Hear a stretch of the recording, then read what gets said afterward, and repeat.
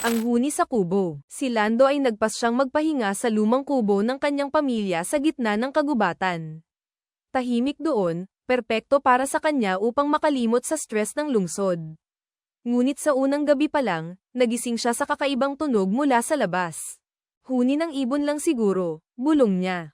Ngunit habang pinakikinggan, napansin niyang hindi pangkaraniwan ang tunog, parang boses ng batang umiiyak na humahalo sa huni. Pinilit niyang huwag pansinin, ngunit lumalapit ang tunog hanggang tila nasa ilalim na ng sahig ng kubo. Kumuha siya ng lampara at sinilip ang ilalim ng sahig.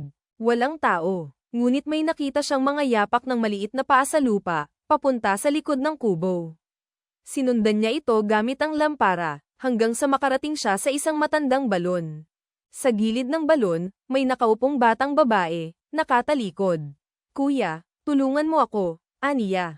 Nang lapitan ni Lando, biglang humarap ang bata, wala itong mukha. Nagising si Lando kinaumagahan sa loob ng kubo, nanginginig.